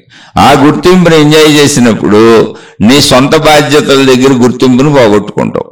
పోగొట్టుకోవడం అంటే ఏంటి? వాళ్ళ దగ్గర కూడా అంత గుర్తింపుని ఆశిస్తావు. ఇప్పుడు భార్య అలా ఉండాలి, భర్త అలా ఉండాలి, ఇంట్లో వాళ్ళు అలా ఉండాలి, వీళ్ళెవరు నన్ను గుర్తించట్లేదు, పిల్లలు నన్ను గుర్తించట్లేదు, తల్లిదండ్రులు గుర్తించట్లేదు, మా అక్క చెల్లెళ్ళు అన్నదమ్ములు గుర్తించట్లేదు, బంధుమిత్రులు గుర్తించట్లేదు. ఆ బయట వాళ్ళు చూడు చక్కగా చిన్న ఇడ్లీ పొట్లం ఇస్తే ఎంత పొగుడుతారో, మిగిలిపోయిన 2 ఇడ్లీలు తీసుకెళ్ళి ఇస్తే వాళ్ళు ఎంత ఆనందపడతారో. అంటే ఒరే నాయనా వాళ్ళతో నీకు సంబంధం లేదు, వాళ్ళు లేనోళ్ళు, దీనులు, హీనులు, నువ్వు చెబుతున్న వాళ్ళు అందరూ నీతో సమానమైన వాళ్ళు. అక్కడ ఏమైందంటే నీ జీవితాన్ని నువ్వే నాశనం చేసుకుంటావు. అందుకని ఆశించి చేసేటువంటి పుణ్యము కూడా అసలు పుణ్యమే అవుద్ది, పాపమే అవుద్ది. పాప ఫలం ఎంతో ఇది కూడా అంతే వస్తుంది. కాకపోతే ఇది రివర్స్లో నీకు కనపడకుండా వస్తుంది. అందుకని ఇటువంటి చాలా మందిని నేను చూశాను, అర్ధరాత్రి వరకు రోడ్ల మీద తిరిగి ఇంటికి వస్తూ ఉంటారు. ఇంట్లో అసలు సుఖం లేదంటూ ఉంటారు. ఇంటికి రాగానే అశాంతి అంటూ ఉంటారు, ఘర్షణ అంటూ ఉంటారు. బాబోయ్ నేను ఇంట్లో కూర్చోలేని చచ్చిపోతున్నాను, ఎక్కడికి పోవాలో నాకు తెలియట్లేదు, ముందు ఇల్లు వదిలిపెట్టి పోవాలంటూ ఉంటారు. అలా బయట వాళ్ళకి ఎడిక్ట్ అయిపోయి సొంత భార్యా పిల్లల్ని వదిలేసుకున్నోళ్ళు, సొంత భర్త పిల్లల్ని వదిలేసుకున్నోళ్ళు కూడా చాలా మంది ఉన్నారు చాలా మంది. కాకపోతే పర్సంటేజ్ తక్కువ ఉంటారు. నిరంతరం బయట గడుపుతూ తమ కుటుంబ సభ్యుల గురించి వాళ్ళు ఎంత ఇబ్బందులు పెడుతున్నారో బయట చెబుతున్న వాళ్ళు మొత్తం 199 మంది ఉంటారు. ఆఫీసుల్లో, ఆటిల్లో, వీటిల్లో వీళ్ళకి తమ కుటుంబ సభ్యుల గురించి చెబుతూనే ఉంటారు. ఆ కుటుంబ సభ్యులు ఎవరు? భార్యాభర్తలు కావచ్చు, పిల్లలు కావచ్చు, లేదా అన్నదమ్ములు, అక్క చెల్లెళ్ళు అందరూ కూడా కావచ్చు. ఇప్పుడు నీ సొంత అన్నదమ్ములు, నీ సొంత అక్క చెల్లెళ్ళ కంటే బయట వాళ్ళు ఎక్కువయ్యారంటే అర్థం ఏంటి? ఆడు ఇడ్లీ పొట్టడానికి పొగిడాడు, టీకి పొగిడాడు, నువ్వు చేసిన చిన్న సాయానికి పొగిడాడు. ఎందుకని? సంబంధ బాంధవ్యం లేని చోట నువ్వు చేసే సాయం గొప్పగా కనపడుతుంది. అది పరోపకారం అని దానికి ఎడిక్ట్ అయితే అది నీకు వ్యసనము, పరోపకారం కాదు. ఒక తాగుబోతోడికి వ్యసనం ఎలాగో, సిగరెట్లు తాగేవాడికి వ్యసనం ఎలాగో, ఆఖరికి మామూలుగా చిన్న టీ తాగేవాళ్ళకి వ్యసనం ఎలాగో నీకు కూడా అది వ్యసనమే. ఆ వ్యసనాలకు అలవాటు పడిపోయి సొంత వాళ్ళని పోగొట్టుకుంటావు, సొంత వాళ్ళతో విరోధం పెట్టుకుంటావు, అన్నదమ్ములు, అక్క చెల్లెళ్ళు, సొంత కుటుంబ సభ్యులతో విరోధం పెట్టుకుంటావు. వీళ్ళందరూ నాకు బడి ఏడుస్తున్నారు అనుకుంటావు. వాళ్ళకి చేయాల్సిన మేళ్లు చెయ్యవు, బాధ్యతలు చెయ్యవు, సక్రమంగా నిర్వర్తించవు. కుటుంబ సభ్యులు కూడా, భార్యాభర్తలు కూడా గొడవలు, ఘర్షణలో. కొంతమంది అయితే చెప్పాక అసలు కుటుంబాలే వదిలేసుకున్నారు బయట వాళ్ళ కోసం. నాకు ఈ భార్య వద్దు, నాకు ఈ పిల్లలు వద్దు, నాకేం అక్కర్లేదు, నాకు బయట వాళ్ళు ఉన్నారు, వాళ్ళతో వెళ్ళిపోతాను. ఎందుకంటే వాళ్ళు పొగుడుతారు, దండాలు పెడతారు, నన్ను దేవుడు అంటారు, నన్ను మహాత్ముడు అంటారు, నన్ను అసలు ఆకాశంలో చూస్తారు. బాధ్యతలు లేని వాళ్ళందరూ నిన్ను ఆకాశంలోనే చూస్తారు. అసలు నువ్వేమి చేయక్కర్లే, మీరు ఊరుకుని ఒక ఫోన్ పెట్టుకొని మీకు బాధ్యత లేని వాళ్ళందరినీ రోజు పలకరించండి చాలు. ఫోన్ చేసి చక్కగా బాగున్నారండి, ఎలా ఉన్నారండి, ఏంటండి అని పలకరించి అంత బాగుంటుందండి, భగవంతుడు మీకు మేలు చేస్తాడండి, ఇలా 4 మంచి మాటలు చెప్పండి. వాళ్ళ కష్టాలు ఏమన్నా చెబితే తీరిపోతాయండి, ఏం బాధపడకండి అని ఉత్తుత్తి సొల్లు మాటలు చెప్పండి. ఉత్తుత్తి సొల్లు మాటలు. మీరు వాళ్ళకి ఏం మేలు చేయరు, అసలు ఎవరో మొత్తి సొల్లు మాటలు. అయినా మిమ్మల్ని మంచోడు మంచిదని పొగుడుతూనే ఉంటారు వాళ్ళు. ఎందుకో తెలిసి అక్కడ బాధ్యత లేదు. బాధ్యత లేనప్పుడు నువ్వు మంచిగా మాట్లాడే మాట కూడా వాళ్ళకు ఉపకారంగానే కనపడింది, మానసిక ధైర్యాన్ని ఇచ్చింది. వాళ్ళ వరకు ఓకే అది, కానీ అది పరోపకారమే, కానీ అది నీకు ఉపకారం అవ్వాల. వాళ్ళకు ఉపకారం అయింది, నీకు పాపం అయింది. ఎందుకో తెలుసా, నేను సొల్లు మాటలు చెబుతున్నాను, సొల్లు కబుర్లు చెబుతున్నాను, వాళ్ళ పొగడ్తల కోసం ఇంటింటికి ఫోన్లు చేస్తున్నాను, ఊరికినే నేను ఎవరికి ఏమీ చేయను, చేయకుండా ఒట్టి మాటలతో ఒట్టి చేష్టలతో అన్నీ చేసేసినట్టుగా అలా మాట్లాడతాను, నటిస్తాను. అలా నన్ను గౌరవించేవాళ్ళు నాకు కావాలి. మరి బాధ్యతలు ఉన్న చోట నన్ను గౌరవించరు. ఇప్పుడు నా భార్య బాధ్యత, అందుకని గౌరవించదు, భార్యను వదిలిపారేద్దాం, దరిద్రం వదిలిపోద్ది, ఎట్టక ముసలిది అయిపోయింది, యవనంలో కోరికలన్నీ తీర్చేసుకున్నాను, ఇంకెందుకు ఈ దరిద్ర భార్య, ఇప్పుడు బరువే కదా నాకు. లేదు ఒకవేళ కోరికలు తీర్చుకోలేదు, యవనంలోనే ఉన్న ఇంకా కోరికలు ఉన్న, అబ్బో బయట బోళ్ళు మంది దొరుకుతారు, ఈ రాక్షసుతో పడలేకపోతున్నాను, లేదా ఈ భర్త రాక్షసుడితో పడలేకపోతున్నాను అని కుటుంబాలు వదిలేసుకున్న వాళ్ళు ఉన్నారు, విడిపోయిన వాళ్ళు ఉన్నారు. ఎందుకో తెలుసా, బయట పొగడ్తలలోని కేవలం వ్యసనాలు, అంతకుమించి ఏం లేదు. పరోపకార వ్యసనం ఇది. పరోపకారం ఏంటంటే ఒట్టి మాటలతో, ఒట్టి చిన్న టీలతో, చిన్న ఇడ్లీ పొట్లాలతో, చిన్న టిఫిన్లతో, చిన్న భోజనాలతో. చాలా మంది ఊరోళ్ళ వార్తలన్నీ తెలుసుకోవడానికి ఆన్లైన్లో పిలిచి ఇంట్లో కూర్చోబెట్టుకుని వాళ్ళకి టిఫిన్లు టీలు పెట్టి భోజనాలు పెడుతుంటారు. విషయాసక్తి. అక్కడ చెప్పి అందరినీ పొగిడేసి వస్తుంటారు. అయితే ఇవన్నీ ఓకే, కానీ ఇదేమైంది, దీనికి అలవాటు పడిపోయినటువంటి నువ్వే నాశనం అయిపోతున్నావు. అలవాటు పడిపోయి ఏమైంది, నీ సొంత వాళ్ళందరినీ వదిలేసుకుంటున్నావు. నిజంగా నీకు ఆపద వస్తే మీ అక్కో, మీ అన్నయ్యో, మీ తమ్ముడో, మీ బావో, మీ వాళ్ళు వచ్చి కూర్చుంటారు. ఆపద వచ్చినప్పుడు తెలుస్తుంది. ఇప్పుడు నీ దగ్గర ఏదో డబ్బులు ఉన్నాయి, నీకయ్యో ఇబ్బందులు లేవు, నువ్వేదో సంపాదించుకుంటున్నావు, నువ్వేదో దాచుకుంటున్నావు, వాళ్ళు నీకంటే తక్కువలో ఉన్నారు కాబట్టి నువ్వు అలా అనుకుంటున్నావు. వాళ్ళు నీకంటే ఎక్కువలో ఉండుంటే నువ్వు వాళ్ళ చుట్టూ తిరిగేవాడివి, నువ్వు వాళ్ళ చుట్టూ తిరిగేదానివి. చూడండి, కుటుంబ సభ్యుల్లో కూడా, బంధుమిత్రుల్లో కూడా మనకంటే తక్కువ ఉన్న వాళ్ళందరూ మన చుట్టూ తిరుగుతూ ఉంటారు. బెల్లం చుట్టూ ఈగలు, బెల్లం చుట్టూ చేమలు తిరిగినట్టు. ఎందుకని, ఎంతో కొంత రాలకపోద్దా అని పొగుడుతా. అలాగే వాళ్ళు ఎక్కువలో ఉంటే నువ్వు కూడా ఏగవే, నువ్వు కూడా చేమవే, వాళ్ళు బెల్లం అవుతారు, అంతే తేడా. కానీ నిజంగా సమస్య వస్తే, ఒకవేళ ప్రస్తుతం నువ్వు అధిక్యతలో ఉండొచ్చు, కానీ నీకు నిజంగా సమస్య వస్తే నువ్వు ఏడవటానికి నీకు ఒడినిచ్చేది, ఓదార్పునిచ్చేది నీ సొంతోళ్ళు. ఎప్పుడైనా వాళ్ళు కుటుంబ సభ్యులు కావచ్చు, కుటుంబ సభ్యుల్లోనే బయట విడిగా బతుకుతున్న అన్నదమ్ములు, అక్క చెల్లెళ్ళు ఎవరైనా కావచ్చు, ఎప్పుడైనా అంతే. ఈ ఉత్తుత్తి కబుర్ల పరోపకారం ఉందే, ఉత్తుత్తి కబుర్లు, ఉత్తుత్తి టీలు, ఇంత టీ పెద్ద ఏం పోద్దా, పెద్ద విషయం కాదుగా. ఒక ఇడ్లీ పొట్లం, 2-4 భోజనం పొట్లాలు పంచడం, ఇవన్నీ పుణ్యకార్యాల. అవి పంచు. ఎప్పుడు పంచాలి తెలుసా, నీకు అప్పంటూ లేని రోజున, నువ్వు తప్పంటూ చేయని రోజున అప్పుడు వెళ్ళి పంచు 4 ఇడ్లీ పొట్లాలు, 4 భోజనం పొట్లాలు. నువ్వు లక్షలప్పు చేసి నా అప్పులన్నీ తీరిపోవాలి దేవుడని 4 ఇడ్లీ పొట్లాలు పెంచాను, లేనోడికి పెట్టాను, ఆడికి పెట్టాను, ఈడికి పెట్టాను, అనాథాశ్రమానికి ఒక బియ్యం బస్తా ఇచ్చాను, లేదా వాళ్ళెవరితో ఇప్పించాను, వీళ్ళతో ఇప్పించాను. కొంతమంది వాళ్ళు ఇవ్వలేరు, వాళ్ళని అడిగి ఇప్పిస్తూ ఉంటారు తీసుకెళ్ళి అనాథాశ్రమాలకి, వృద్ధాశ్రమాలకి. అది కూడా మంచి పనే. నేను ఇవ్వలేకపోతే ఏమైంది, ఇవ్వగలిగిన స్నేహితులు, తెలిసినోళ్ళు, బంధువులు, మిత్రులు ఉన్నారు. ఈ బాధలన్నీ చెప్పి పాపం ఆ వృద్ధులు ఎంత బాధపడుతున్నారో చెప్పి వాళ్ళతో ఇప్పిద్దామని ఇప్పించి వీళ్ళు గుర్తింపు తెచ్చుకుంటుంటారు. అది కూడా పుణ్యకార్యం. ఆ పుణ్యం కూడా ఎంతో కొంత నా అకౌంట్లో పడి నా పాపాలు తీరిపోతాయి, నా అప్పులు తీరిపోతాయి, నా కష్టాలు తీరిపోతాయి అనుకుంటారు. ఏమీ తీరవు. అసలు నువ్వు ఆశించి చేసినప్పుడు అది పరోపకారం అవ్వదు, వ్యాపారం అవుతుంది. అందుకని అలా వ్యాపారం చేస్తూ పుణ్యం అనుకుంటున్నావు కనుక పుణ్యం బంగారపు సంఖ్యలు అన్నారు. నువ్వు పుణ్యం అనుకుంటున్నావు, అది పుణ్యం కాదు, అనుకుంటున్నావు. అయితే అక్కడ నువ్వు పాపం చేయలే, చెడు చేయలే, నువ్వే పెట్టావు కాబట్టి నీకు చెడు ఫలితం రాదు. కానీ నువ్వు పెట్టావు కదా, వాళ్ళు నమస్కారాలు పెడతారు, నిన్ను పొగుడుతారు కదా, అది బంగారపు సంఖ్యలు. ఫలితం ఒకటే, సంఖ్యలు కలర్ మారింది. పాపంగా డైరెక్ట్గా నిన్ను వచ్చి కష్టపెట్టదు, కానీ మానసికంగా నువ్వు దానికి అలవాటు అయిపోయి, ఆ పొగడ్తలకు అలవాటు అయిపోయి, ఆ నమస్కారాలకు అలవాటు అయిపోయి, అటువంటి మనుషులతో తిరగడానికి అలవాటు అయిపోయి, నిన్ను పొగిడే వాళ్ళతోనే నిరంతరం నీ పొగడ్తలో నీకు మనసును రంజింపజేస్తూ అటువంటి నీ మాటినే వాళ్ళు నీకు కొట్టే వాళ్ళతో అలవాటు అయిపోయి నువ్వు కొట్టాల్సిన చోట నీకు కొట్టిన చోట నీ వ్యతిరేకతల్ని తట్టుకోలేనటువంటి మనసు తయారవుద్ది. అప్పుడేమైంది, అసలు జీవితంలో వచ్చేవే ఎక్కువ వ్యతిరేకతలు, తక్కువ అనుకూలతలు. ఎక్కడైనా కూడా అసలు ఒక మనిషి జీవించేటప్పుడు జీవితంలో వచ్చేవేంటి, రోజు ఎదుర్కోవాలి. వ్యతిరేకతలు ఎక్కువ ఉంటాయి. ఇప్పుడు ట్రాఫిక్లో వెళ్తున్నాం అనుకోండి, అందరూ రోడ్డు క్లియర్ చేసేసి మీరు వెళ్ళిపోండి సార్, ముందు మీ బండి వేసుకు వెళ్ళిపోండి అంటారు. మనని ఎవరి కాళ్ళు వాళ్ళు ఇష్టం వచ్చినట్టు పోతా ఉంటే మనం జాగ్రత్తగా తప్పించుకెళ్ళలేదు. అంత వ్యతిరేకత కాదు. అనుకూలత అంటే ఏంటి, మొత్తం రోడ్డు ఖాళీ చేసి మనకి ఇచ్చేయటం. అలా ఎవరు అసలు. అలాగే జీవితం నువ్వు జీవించినంత కాలం నువ్వు అలా ట్రాఫిక్ తప్పించుకున్నట్టుగా మనుషులందరినీ తప్పించుకుంటూ వెళ్తూ ఉండాల్సిందే. అంటే ఎక్కువ వ్యతిరేకతలు ఉంటాయి, అనుకూలతలు తక్కువ ఉంటాయి.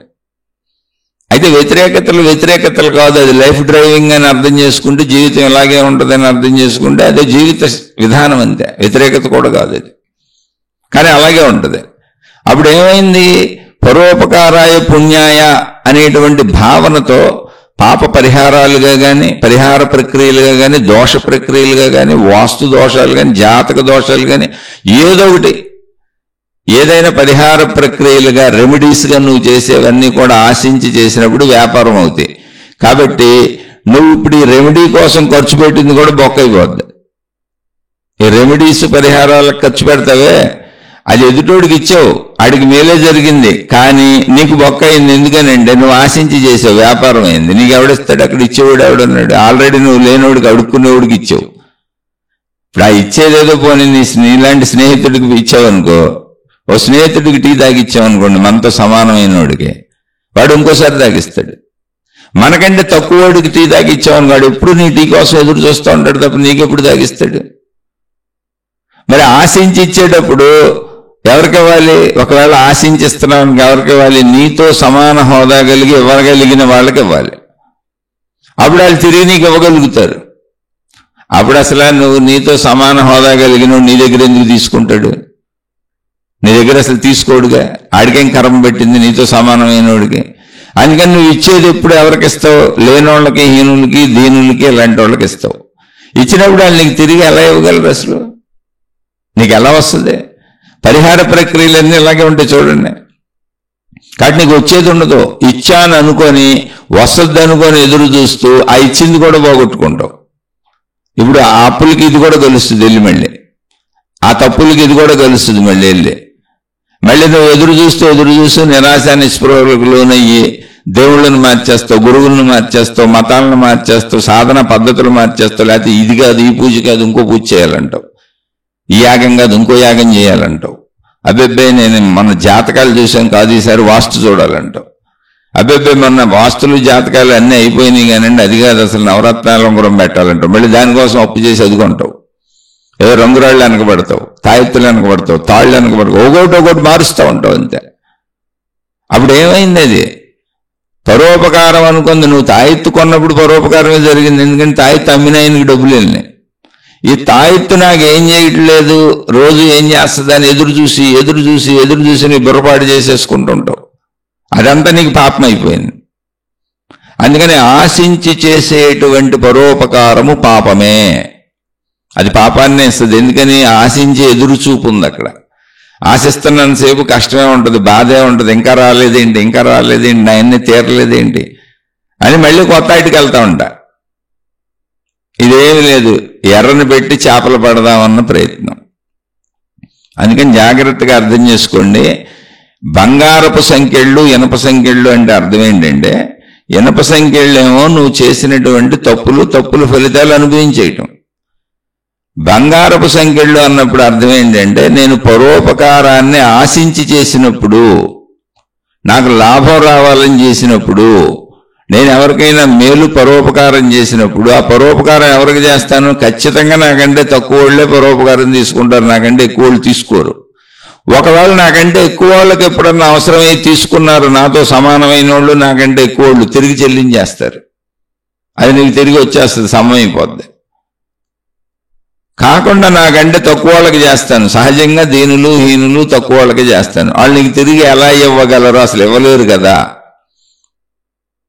కాబట్టి నువ్వు చేసే అన్నీ కూడా ఇప్పుడు మళ్ళీ ఎదుటోళ్ళకు ఉపయోగపడవచ్చు, నీకు మళ్ళీ ఇవి నిష్ప్రయోజనం కాక, అంటే నిష్ప్రయోజనం అవటమే కాక, దానికి ఖర్చు పెట్టిన డబ్బు పోవటమే కాక, దానికి ఖర్చు పెట్టిన శ్రమ పోవటమే కాక, దానికి నేను చేసిన పనికి ఫలితం ఎలా వస్తుంది, ఏ రూపంలో వస్తుంది, ఎప్పుడు వస్తుంది అని నువ్వు ఎదురు చూస్తూ ఎప్పటికీ రాక దుఃఖపడిపోతూ ఉంటావు. ఇది మళ్ళీ నీకు పాపం అయిపోయింది. అందుకనే ఇది బంగారపు సంఖ్యళ్ళు. అంటే పాపంతో అనుభవించిన పాపం ఇనప సంఖ్యళ్ళు, పుణ్యంతో అనుభవిస్తున్నటువంటి బాధ బంగారపు సంఖ్యళ్ళు, అంతే ఏం లేదు. అందుకని మహాత్ములు అద్భుతంగా గ్రహించారు ఈ సత్యాన్ని. గ్రహించి మహాత్ములు తెలియజేశారు, నాయన పుణ్యం బంగారపు సంఖ్యళ్ళు, పాపం ఇనప సంఖ్యళ్ళు అని. అంతకంటే ఏం లేదు ఇందులో. అందుకని ఆశించకుండా చేయండి. ఆశించకుండా చేయటం అంటే ఏంటి? ఏమంటే నా దగ్గర ఉంది సార్, ఉందంటే ఓ కోట్లు ఉన్నాయని కాదు. నేనేదో భోజనం చేయడానికి వెళ్ళా, ఇంకొకళ్ళకి భోజనం పెట్టించినా నాకు వచ్చిన ఇబ్బంది ఏం లేదు. మొత్తం నా జీవితమే నాశనం అయిపోదు, నా ఆస్తులు ఏం కరిగిపోవు. ఎవరో పాపం ఎంత లేదు, వాళ్ళు మా చుట్టాలు కావచ్చు, బయట వాళ్ళు కావచ్చు, ఎవరైనా కావచ్చు, కొంచెం సాయం చేసి అయిపోయింది. అందులోకి నేను తిరిగి ఆశించేది ఏముంది? వాళ్ళు అసలు తక్కువ వాళ్ళు, వాళ్ళేం తిరిగి నాకేం చేయగలరు? అలానే వాళ్ళ కృతజ్ఞతకి, వాళ్ళ నమస్కారాలకి అసలు అలవాటు పడిన అదొక పెద్ద వ్యసనం. అన్నిటికంటే వ్యసనం ఏంటో తెలుసా? పెద్ద వ్యసనం కీర్తి వ్యసనం, గుర్తింపు వ్యసనం, మహా గుర్తింపు వ్యసనం అది. మీరు చూడండి, మొత్తం ఎవరు ఫ్లెక్స్లు ఆడి వాళ్ళ ఫోటోలు వేసుకొని బోర్డులు పెట్టుకుంటూ ఉంటారు. ఈ మధ్య చూశాను చాలా చోట్ల దేవాలయాలు, ప్రార్థనాలయాలు, ఏ మతమైనా సరే, ఆ దేవాలయాలు వార్షికోత్సవాలు, ఆ దేవాలయాలు ప్రత్యేకమైనటువంటి ఫంక్షన్లో నిర్వహించేటప్పుడు ఆ దేవుడు బొమ్మ, దేవత బొమ్మ చిన్నది ఉంటుంది, చుట్టూ మనుషులు తలకాయలు బోల్డ్ ఉంటున్నాయి, వీళ్ళే బొమ్మలు వేసేసుకుంటున్నారు. గుర్తింపు కోసం చాలా పరమ నీచమైన కాంక్ష, కీర్తి కాంక్ష. ఆఖరికి దేవుడు కూడా చిన్నోడు అయిపోయాడు, చుట్టూ వీళ్ళ బొమ్మలు వచ్చేసినాయి. అదే రాక్షసత్వానికి దారితీస్తుంది రాను రాను. అందుకని కోరుకొని చేసే ఏదైనా సరే పాపమే, పుణ్యం కాదు. మరి ఎలా చేయాలి? ఇక్కడ అడిగింది అదే, మనోళ్ళు అడిగింది అదే. ఒక సోదరు అనుకుంటున్నాను అడిగిన వాళ్ళు అడిగింది ఏంటంటే, ఏ మనసుతో చేయాలి, ఏ భావనతో చేయాలి అంటే. అసలు భావన ఏముంది? సాటి మనిషి, నాకు ఆకలి బాధ తెలుసు, నాకు బట్టలు లేకపోతే ఎలా ఉంటుందో తెలుసు, అన్ని రకాల మనుషులకు సంబంధించిన బాధలు నాకు తెలుసు. ఇప్పుడు ఏది కొంచెం సాయం చేస్తే ఏమైంది నాకు? ఇప్పుడు గుడ్డాయన రోడ్డు మీద వెళ్తున్నాడు, గుడ్డాళ్ళని రోడ్లు దాటిస్తే పుణ్యం అని నుంచొని రోడ్లు కాడ కూర్చొని ఎదురు చూసి గుడ్డోడు ఎవడొస్తాడా అని ప్రత్యేకంగా నువ్వు దాటించక్కర్లా. ఒకవేళ అలా దాటిస్తే నీకే పుణ్యం రాదు. ఎందుకని ఆశించి చేస్తున్నావుగా. ఎందుకని రాదు అంటే, రాకపోవటానికి కారణం ఏంటి? నా మనసులోనే ఉంది. నేను ఆశించినప్పుడు ఎదురు చూస్తూ ఉంటాను. ఇప్పుడు గుడ్డాయిని దాటించాను కదా, తిరిగి నాకేమొస్తుందబ్బా? ఎవరైనా బండి మీద నన్ను మా ఇంటి వరకు డ్రాప్ చేసేస్తారా తీసుకెళ్ళి? లేదా ఏ ఆటోలోనో ఉచితంగా ఎక్కించుకెళ్ళిపోతాడా? లేదా ఏ కారు అయినో ఆపి నన్ను ఉచితంగా ఎక్కించుకెళ్ళి మా ఇంటిగా డ్రాప్ చేసేస్తాడా? దీని పుణ్యఫలం తిరిగి ఎలా వస్తుందో ఎత్తుక్కుంటూ ఉంటావు. ఆ ఎత్తుకులాటే దుఃఖం నీకు. ఆ ఆశలో కొట్టుకు చేస్తూ ఉంటావు, అది ఎప్పటికీ జరగదు. అదేమైంది? దుఃఖమైంది. అదే బంగారపు సంఖ్యళ్ళు. అలా కాదు. ఇప్పుడు కళ్ళున్న నేనే రోడ్డు మీద సరిగ్గా వెళ్ళలేక ట్రాఫిక్లో గజిబిజిగా గందరగోళం అయిపోతున్నాయి. పాపం కళ్ళు లేని ఆయన ఏదో కర్రతో కొట్టుకుంటూ ఎట్టెట్ట వెళ్తున్నాడు. ఇప్పుడు ఏంటి, ఒక నిమిషం ఆగి ఆయన్ని రోడ్డు దాటించి వెళ్తే ఇప్పుడు నాకేం కొంపలు మునిగిపోవు, అంత అర్జెంట్ వర్క్లు ఏమి లేవు. ఒక నిమిషంలో 2 నిమిషాల్లో రోడ్డు దాటించడంలో వచ్చిన ప్రమాదం నా జీవితంలో ఏం ప్రమాదం జరిగిపోదు. ఓ 2 నిమిషాలు ఆయన కోసం కేటాయిస్తే ఏమవుద్ది? దాటించి వెళ్ళిపో. అందులో ఆశించేది ఏముంది? కళ్ళు వెలుగు తెలుసు కదా, కనపడిపోతే ఎలా ఉంటుందో తెలుసు కదా, అంతే భావం. తిరిగి ఆశించేది లేదు. అలా ఏదో పాత బట్టలు ఉన్నాయి, నువ్వు వాడేసుకున్నవి ఉన్నాయి, అసలు బట్టలే లేక ప్లాట్ఫారాల మీద, రోడ్ల మీద, ఫుట్పాత్ల మీద పడుకుంటున్న వాళ్ళు బోల్డ్ మంది ఉన్నారు. అందులో పాపం స్త్రీలు కూడా ఉన్నారు. ఏదో పాపం చిరిగిపోయిన బట్టలతో స్త్రీలు ఎలా తిరిగి ఉంటారు? భిక్షగత్తులు అలా బోల్డ్ మంది ఉన్నారు రోడ్ల మీద పడుకొని. చలికాలాల్లో ఏమి కప్పుకోవడానికి లేని వాళ్ళు ఉన్నారు. ఏదో పాత బట్టలు ఇవ్వు. ఎందుకని? ఎలాగో నీకు పనికిరాని బట్టలే, పాత బట్టలే, నీకు బోల్డ్ ఉన్నాయి, అయ్యివ్వు. లేదు ఇంకా నీకు మంచి మనసు ఉంది, ఇప్పుడు కొంచెం కొనిచ్చినా నాకు వచ్చిన ఇబ్బంది ఏమి లేదండి, నా దగ్గర చాలా డబ్బు ఉంది, నాకు ఉద్యోగం ఉంది, నెలవారీ జీతం వస్తుంది, మా కుటుంబం బాగుంది, మేము హాయిగా ఉంది, మా పిల్లలు చదువుకుంటున్నారు, ఇప్పుడు ఇందులోంచి ఒక 1000, 2000, 10,000, 1,00,000 ఖర్చు పెడితే నాకు వచ్చిన నష్టం ఏమి లేదు, మా జీవితం ఏం దెబ్బతిందో అనుకున్నప్పుడు నీ స్థాయిని బట్టి 10 రూపాయల, 100 రూపాయల, 1000 రూపాయల, 10,000, 1,00,000 నీ స్థాయిని బట్టి లేని వాళ్ళకి సాయం చేయి.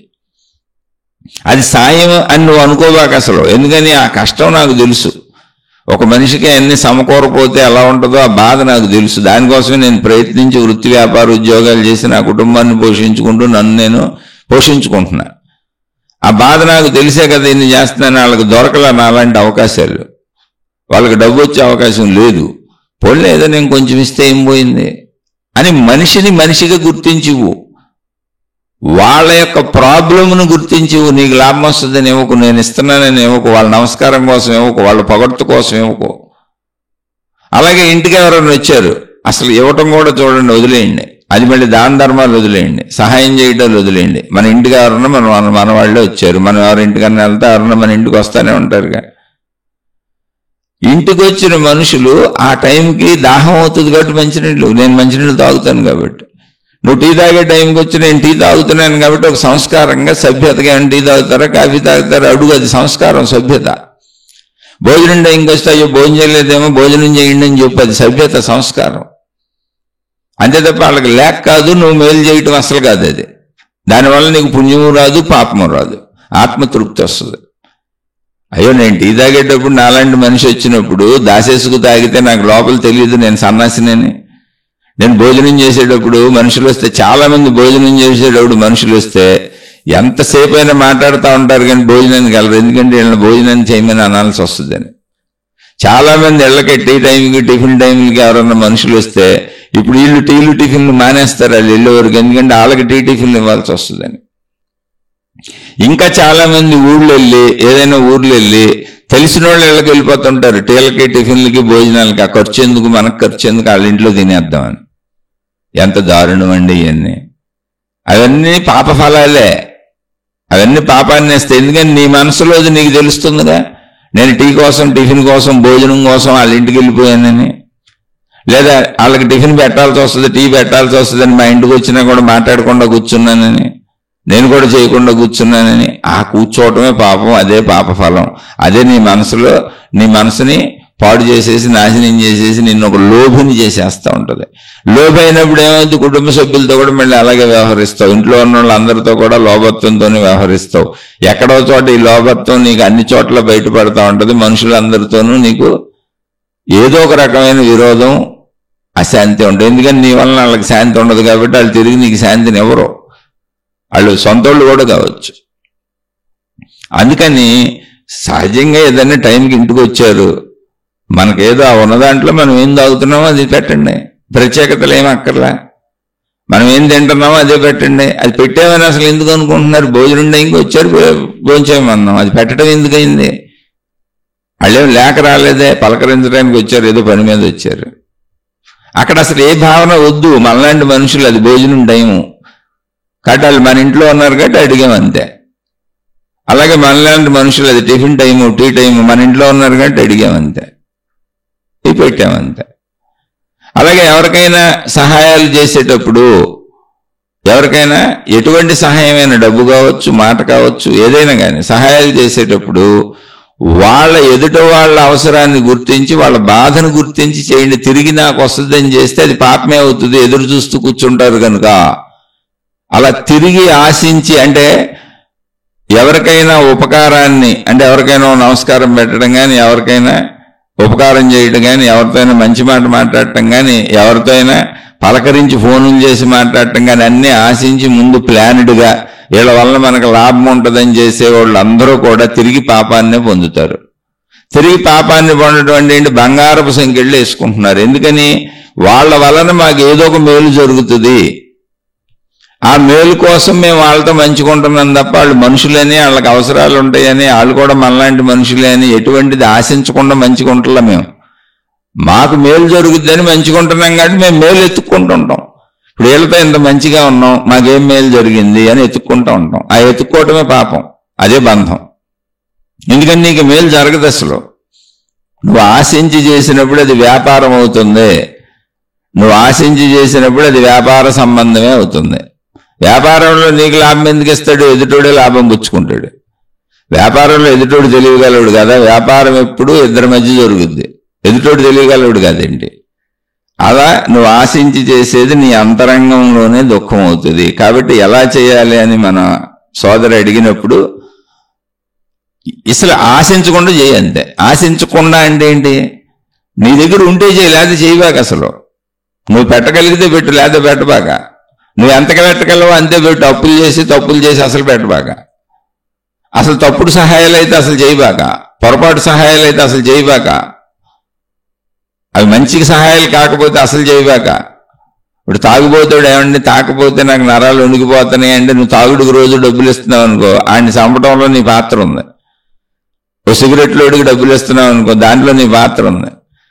ఓ వ్యభిచారాలు చేసేవాడు పాపం అమ్మోలే వ్యభిచారాలకు అలవాటు పడిపోయాడు, వాళ్ళకి వాళ్ళు ఎవరో దొరకలేదు వాడు వ్యభిచారం చేయడానికి, ఫోన్లే నేను సహకరిస్తాను అన్నావు అనుకో, నువ్వు వ్యభిచారం అయిపోతావు. అందుకని తప్పుడు పనులకు సహకారం చేసేవాళ్ళు అందరూ మళ్ళీ వీళ్ళు తప్పుడోళ్లే.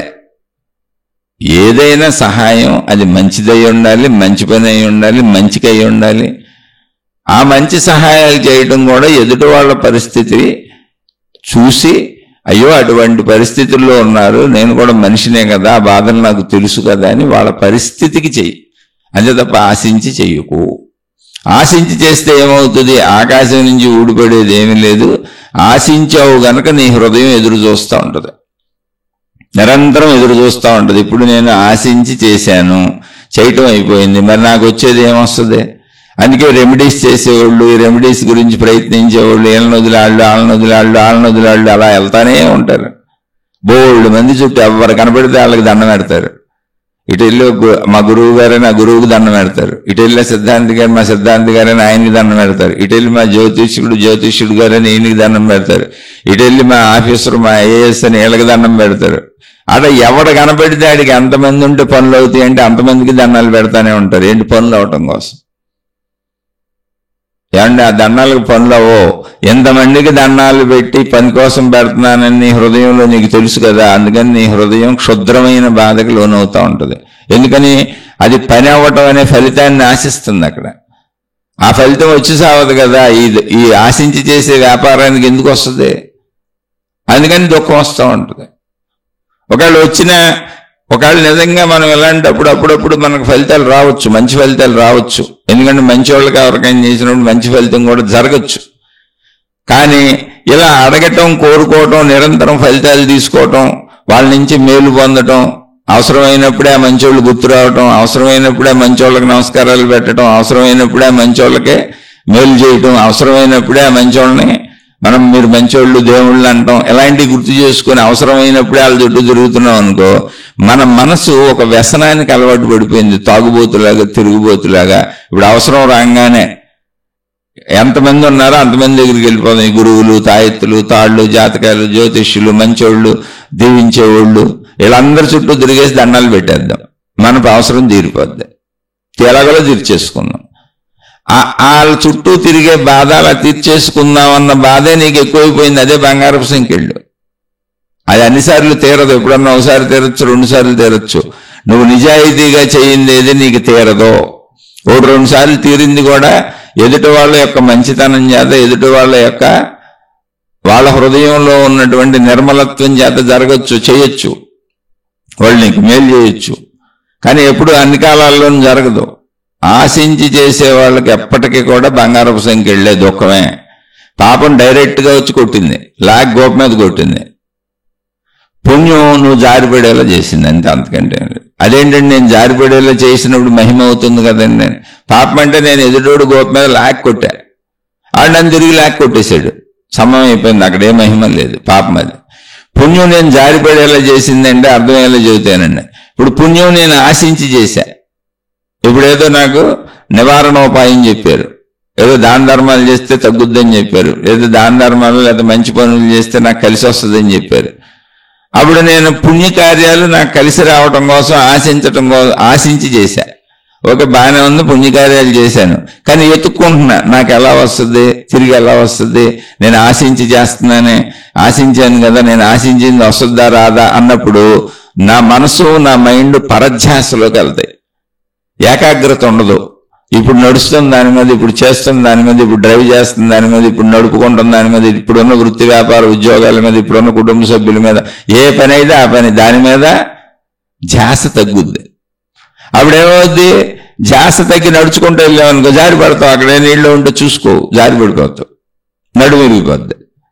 పుణ్యం ఏమైంది ఇప్పుడు? అది కూడా పాపకరమైంది. ఎందుకని? ధ్యాసను పోగొట్టింది, ఏకాగ్రతను పోగొట్టింది. ఎందుకని? లోపల ఆశింపు ఉంది. దానివల్ల జారి పడతావా, యాక్సిడెంట్ చేస్తావా, లేదా తెలివిగా ప్రజ్ఞగా ఆలోచించవు కాబట్టి వ్యాపారంలో నష్టపోతావా, లేదా ఈ ఆశింపుకు అలవాటు పడిపోయి కుటుంబ సభ్యులతో ఘర్షణ పడతావా, ఆశించిన వాళ్ళందరినీ వదిలేసుకుంటూ, అంటే నీకు ఆశింపుకు సరిపోను గుర్తింపులు ఇచ్చే వాళ్ళందరినీ పెట్టుకుని ఆ గుర్తింపు ఇవ్వని వాళ్ళందరినీ వదిలేసుకుంటూ ఆఖరికి నీ సొంత వాళ్ళందరినీ పోగొట్టుకుంటావా? ఏదైనా జరగచ్చు. కాలు జారి పట్టడం అంటే అది ఏకాగ్రత లేకపోవటం వల్ల, ధ్యాస లేకపోవటం వల్ల ఉదాహరణగా చెప్పా.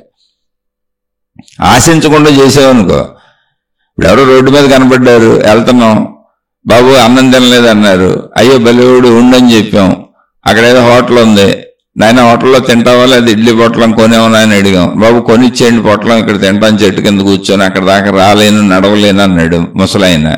ఓకే అన్నం చక్కగా ఇడ్లీ పొట్లమో భోజనం పొట్లమో ఒక వాటర్ బాటిల్ కొని ఆయనకి ఇచ్చేసాం. ఏమీ ఆశించలేదు, తృప్తిగా ఉంది, పోన్లేం పాపం ఒక ఆయన భోజనం చేస్తున్నాడు, మనకేం ప్రాబ్లం లేదులే, ఈ 100 రూపాయల వల్ల మనకు పోయింది ఏముంది అనుకున్నాం. మళ్ళీ చక్కగా మన బండి మనం స్టార్ట్ చేసుకున్నాం, హాయిగా వెళ్ళిపోయాం. ఆశింపు లేదు కాబట్టి మళ్ళీ జాగ్రత్తగా రోడ్డు మీద ట్రాఫిక్ని చూసుకుంటూ వెళ్ళిపోతాం. ఇప్పుడు ఆశింపు ఉందనుకో, అరే మనకి వాళ్ళ ముసలాయన తగిలేటట్టు దేవుడు చేశాడు, ఈయనకి ఇప్పుడు మనం భోజనం పొట్లం ఇస్తే, ఈయనకి వాటర్ బాటిల్ ఇస్తే ఇప్పుడు మన అప్పులు తీరిపోతాయి, మన కష్టాలు తీరిపోతాయి, మన బాధలు తీరిపోతాయి, మన సమస్యలు తీరిపోతాయి, మన రోగాలు తీరిపోతాయి అని ఆ పొట్లం ఇచ్చి ఇప్పుడు మన బండి స్టార్ట్ చేసుకునేటప్పుడు ఆశింపు ఉంది. ఇవాళ అవకాశం వచ్చింది కాబట్టి మన అది వాళ్ళే తీరిపోద్దా, మన బాధ వాళ్ళే తీరిపోద్దా, ఎలాగోలా మనకి దేవుడు ఏదో దారి చూపించినట్టున్నాడు, ఈ ముసలుడు రూపంలో వచ్చి అడిగిచ్చినట్టున్నాడు, నా చేత పుణ్యకార్యం చేయించినట్టున్నాడు, అందువలన నాకు ఎలాగైనా నా బాధలు తీరిపోతాయి కాబట్టి ఆ బాధ ఏ రూపంలో తీరుతుంది, ఎలా తీరుతుంది అని ఆశిస్తూ ఆశిస్తూ లోపల ఆలోచించుకుంటూ వెళ్ళి బండి తీసుకెళ్ళి ఎవరికో గుద్దేస్తాం, లేదా నడిచి వెళ్తా జారి పడిపోతాం. ఏ పనైనా ఇలా ఊహించుకోండి, ఏకాగ్రత తప్పుద్ది, ధ్యాస తప్పుద్ది. ఎందుకంటే లోపల ఆశించిన ఫలితాన్ని మననం చేసుకుంటే అది ఏ రూపంలో వస్తుంది, ఎప్పుడు వస్తుంది అని ఎదురు చూస్తూ కూర్చున్నావు కనుక నీ ఏకాగ్రత పోద్ది, నీ ధ్యాస పోద్ది. నువ్వు చేయవలసినవి సక్రమంగా చెయ్యవు. అది పుణ్యం బంగారపు సంఖ్యలండి. ఇలా జాగ్రత్తగా అర్థం చేసుకొని దీన్ని ఎంతసేపు అయినా చెప్పుకోవచ్చు, అనంతం, ఎన్ని ఉదాహరణలైనా చెప్పుకోవచ్చు. కాకపోతే ఇవి చాలు, ఇంతవరకు చాలు. మళ్ళీ ఇదే విషయంలో ఒకవేళ మీకు ఏమైనా సందేహం ఉంటే అడగండి, ఇంకా విస్తృతంగా చెప్పుకునే ప్రయత్నం చేద్దాం. మీకు మీ కుటుంబ సభ్యులకు మేలు చేకూరుగాక. మరొక కొత్త శీర్షికతో కలుసుకుందాం. చక్కగా ఇవి రోజు ఆచరించుకోవలసిన విషయాలు, ఏదో అద్భుతమైన గొప్ప గొప్ప మహిమలు, మాయలు, లీలలు, మహాపురుషులు, యుగ పురుషులు చరిత్రలు చదివేసుకుందాం పుణ్యం వచ్చేస్తుంది అనుకోబాకండి. అవి కూడా చదవండి వద్దంటలా. మీ ఆచార సాంప్రదాయాలన్నీ పాటించుకోండి, మీ మతాలు తేలండి, మీ గురువులు తేలండి, మీ విధానాలు తేలండి, అన్నీ చేసుకోండి. కానీ రోజువారీ మన జీవితం ఎలా ఉంటుందంటే పనులతోనే ఉంది. ఉదయం లేచిన దగ్గర నుంచి రాత్రి పడుకునే వరకు కుటుంబ సభ్యులతో మొదలుకొని మొత్తం ప్రపంచంలో మనకు పనున్న అందరితోనూ మనుషుల మధ్యనే తిరుగుతాం, మనుషులతోనే గడుపుతాం. గాఢ నిద్రలోనే మనుషులు ఉండరు, గాఢ నిద్రపోయే వరకు మనుషులతోనే జీవితం, మళ్ళీ మెలకు వస్తే మనుషులతోనే జీవితం. కాబట్టి ప్రతి కదలిక, ప్రతి మాట, ప్రతి చిన్నది పాపమో పుణ్యమో ఏదో ఒకటి అవుతానే ఉంటుంది. దాన్ని పాపము కానివ్వకుండా పుణ్యము కానివ్వకుండా ఆశింపు లేకుండా మీ ధర్మంగా మీరు చేసుకుంటూ వెళ్ళిపోండి, మీ జీవితం శాంతియుతంగా వెళ్ళిపోతుంది. ధర్మం చేయండి, బాధ్యత చేయండి, కర్తవ్యం చేయండి. ఎవరికైనా మేలు చేస్తే అసలు ఆశించబాకండి. ఎవరినైనా రోడ్డు దాటిస్తే గుడ్డివాళ్ళని ఏం ఆశించబాకండి. పాపం గుడ్డివాడు కాబట్టి ఇబ్బంది పడతాడు కాబట్టి. ఎవరో ఆకలితో ఉన్నారు, పాపం అయ్యో ఇబ్బంది పడుతున్నారు కాబట్టి, అంతే, దానివల్ల నాకు లాభం రావాలని అసలు చేయబాకండి. ఎందుకంటే లాభం రావాలంటే వ్యాపారం అయితే పాపం అయిపోయింది మళ్ళీ. అంటే రోజువారీ చర్యలకి ఇది చాలా అవసరం. మీరు ఎన్ని దైవత్వ విధానాలలో, మత విధానాలలో, గురు విధానాలలో సాగినా నిత్య జీవితంలో దీన్ని చూసుకోండి. మెలకు వచ్చిన దగ్గర నుంచి రాత్రి వరకు మనం మాట్లాడే ప్రతి మాట, మన ప్రతి కదలిక పాపానికో పుణ్యానికో గురి చేస్తుంది, లేదా ధర్మము బాధ్యత సక్రమంగా నిర్వహణ అయితే శాంతికి గురి చేస్తుంది, మన శాంతిగా ఉంచుతుంది. కాబట్టి శాంతిగా ఉండేలా ధర్మ నిర్వహణ చేయండి, కర్తవ్య నిర్వహణ చేయండి, బాధ్యతలు సక్రమంగా చేసుకోండి, హాయిగా ఉండండి. ఏమైనా సందేహం వస్తే అడగండి, మళ్ళీ మాట్లాడుకుందాం. అలా మాట్లాడుకోవటానికి, ఆ సందేహాలు తీర్చుకోవటానికి, శాంతిగా జీవించడానికి ఈ ఆధ్యాత్మిక ప్రచురణలు, ఈ ఆధ్యాత్మిక చదువు, ఆత్మజ్ఞాన శీర్షికలు. శుభమస్తు. మీకు మీ కుటుంబ సభ్యులకు మేలు చేకూరుగాక. మరొక కొత్త శీర్షికతో కలుసుకుందాం.